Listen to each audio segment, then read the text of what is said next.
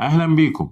يا ترى هل حسيت قبل كده إنك أول ما توصل البيت بتحس إن كل حاجة فككت من بعضها؟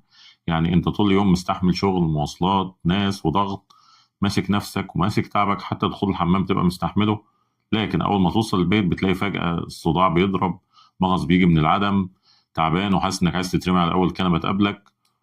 هل ده حصل معاك؟ لو ده حصل معاك فأنت مش لوحدك، وده مش ضعف، ده حاجة تانية خالص.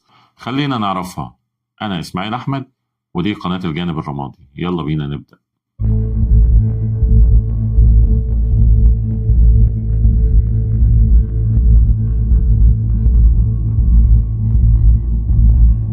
خد بالك، الناس غالبا بتفسر الموضوع ده غلط، يعني ممكن يقولوا عليك إنك كسلان أو أول ما بتقعد بتتعب أو ده بيتدلع، لكن الحقيقة إن جسمك كان تعبان أصلا بس كان مانع نفسه يحس. يعني كان ببساطة شغال بنظام الطوارئ، ماسك نفسه لحد ما يوصل. والبيت هو مش سبب التعب، يعني انت مش بتتعب عشان دخلت البيت، لا، البيت هو زر السماح. النهارده هنفهم ايه اللي بيحصل جوه جسمك بالظبط، بس في البدايه ما تنساش لايك شير سبسكرايب وفعل زر الجرس عشان دايما يوصلك كل جديد. عشان نفهم ايه اللي بيحصل بالظبط خلينا احكي لك عن شويه حالات حقيقيه ومتوثقه علميا. في السبعينات لما جنود امريكيين بداوا يرجعوا من حرب فيتنام، الاطباء في المستشفيات العسكريه وثقوا ملاحظات محيره جدا. اثناء الحرب جنود كانوا بيتحملوا اصابات خطيره، بيكملوا مهام رغم الجروح. حالات موثقه لجنود مشوا مسافات طويله بكسور في العظام، وغيرهم استمروا في القتال بعد إصابات نارية. الملفت إنهم ما كانوش بيبلغوا عن ألم شديد وقتها، كانوا حاسين بالإصابة لكن مش بالشدة المتوقعة. الأطباء لاحظوا إن كان في آلية جسدية بتكبت الألم، لكن بعد العودة للوطن بأسابيع السجلات الطبية أظهرت آلام مزمنة في مواقع الإصابات، صداع نصفي مستمر، اضطرابات هضمية، أرق شديد، حتى إصابات قديمة بدأت تسبب ألم متجدد. واحد من الجنود وصف الحالة للطبيب النفسي: الإصابة حصلت من شهور وما كنتش حاسس بحاجة وقتها، كنت قادر أكمل مهمتي، دلوقتي وأنا في بيتي الألم رجع أضعاف. التفسير الطبي اللي توصلوا له إن الجسم كان في حالة اسمها survival mode أو وضع البقاء، كان بيأجل الإحساس بالألم. ليه؟ عشان الجندي يقدر يستمر، عشان يفضل على قيد الحياة. لما رجعوا للأمان، لما التهديد المباشر اختفى، الجهاز العصبي بعت إشارة: خلاص دلوقتي آمن إنك تحس. ووقتها كل الألم المؤجل ظهر. وتعال نشوف الحالة التانية. والظاهرة دي مش مقتصرة على حالات الحرب، ده بيحصل حتى في ظروف الحياة القاسية. في تقارير منظمة الصحة العالمية عن الصحة النفسية للاجئين، وثقت حالات متكررة بنفس النمط. حالة من الحالات دي ست في الثلاثينات هربت من منطقة نزاع. رحلة اللجوء استغرقت أسبوعين، مشيت مسافات طويلة، عبرت الحدود في ظروف صعبة، ده غير قلة الطعام والماء، برد قارس، مسؤولية أطفال صغار. التقارير الطبية أظهرت إنها طول فترة الرحلة ما كانتش بتبلغ عن ألم شديد، استهلاك غذائي قليل جدا لكن ما ظهرتش أعراض إنهاك، نوم متقطع لكن يقظة مستمرة، حتى إصابة في الركبة من سقوط ما وقفتهاش إنها تكمل. لكن بمجرد ما وصلت المخيم وعند أول إحساس بالأمان النسبي ظهرت الأعراض بشدة: حمى، اضطرابات هضمية حادة، صداع شديد، فقدان شهية تام. الإصابات القديمة في الركبة أصبحت مؤلمة بشكل حاد. والطبيب في المخيم وثق في التقرير إن المريضة أظهرت علامات تأجيل فسيولوجي للأعراض. الجسم كان في حالة تعبئة كاملة للموارد، وعند الوصول للأمان النسبي حدث ما يشبه الانهيار الجسدي المؤجل. وتعالى نفهم إيه اللي بيحصل بالظبط. الحالات دي مش استثناءات نادرة، ده نمط معروف في علم النفس العصبي، بس بيحصل لينا بدرجات مختلفة في الحياة اليومية. خلينا أشرح لك الآليات العلمية اللي وراه. أولا، الجهاز العصبي اللا إرادي.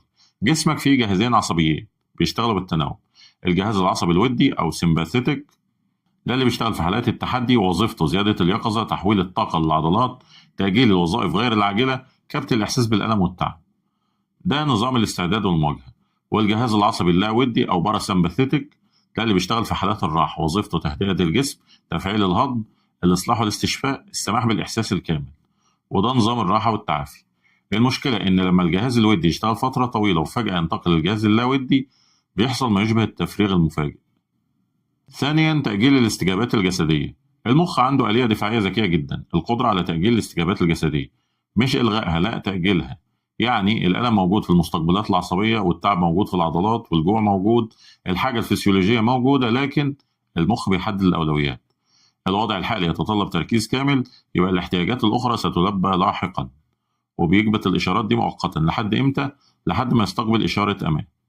ثالثا، البيت كمحفز عصبي. البيت مش مجرد مكان فيزيائي، البيت إشارة مشفرة عصبيا. مخك اتعلم يربط المكان والروائح والمؤثرات البصرية بمعنى واحد وهو الأمان، فلما المخ يستقبل الإشارات دي بيبعت رسالة فورية للجهاز العصبي: المهمة انتهت، يمكنك الآن التوقف. وهنا الجهاز الودي بيتراجع والجهاز اللاودي بيتولى هو المسؤولية، والنتيجة إن الإحساس بالتعب المؤجل بيظهر، الاحتياجات المكبوتة وتطالب بالإشباع، الألم المخفي بيبقى واضح، الجسم بيبدأ عملية الإصلاح بشكل مفاجئ أحيانا. رابعا، دور الهرمونات. الجسم بيستخدم كيمياء معقدة لإدارة ده. أثناء الضغط الإدرينالين بيزود اليقظة والطاقة، الكورتيزول بيدير الالتهاب والاستجابة المناعية، الاندروفين بيعمل كمسكن طبيعي للألم. خد بالك، الكورتيزول مش هرمون سيء، هو هرمون بقاء ضروري، المشكلة بس لما يفضل عالي طول الوقت. كل اللي قلناهم دول مسكنات ومحفزات طبيعية، لكن مفعولهم مؤقت. أول ما الجسم بيستشعر بالأمان، إفراز الهرمونات دي بيقل تدريجيا والأعراض الحقيقية بتبدأ تظهر. خامسا، التفريغ العصبي. تخيل إن جسمك زي سوستة ميكانيكية مضغوطة طول اليوم، الضغط بيتراكم والطاقة بتتخزن، لكن السوستة مضغوطة وممسوكة كويس. أول ما توصل البيت بيحصل ارتخاء، فالسوستة دي بتتحرر تماما. ده اسمه علميا Nervous System Discharge أو التفريغ العصبي. أعراضه: إرهاق مفاجئ وشديد، اضطرابات هضمية، أحيانا بكاء تلقائي ورعشة خفيفة في العضلات، وأحيانا الحاجة لدخول الحمام. كل ده مش علامة ضعف، ده عملية تفريغ طبيعية. طيب اللي فات ده كله ليه مهم تعرفه؟ لأن أنت ممكن تفسر ده غلط.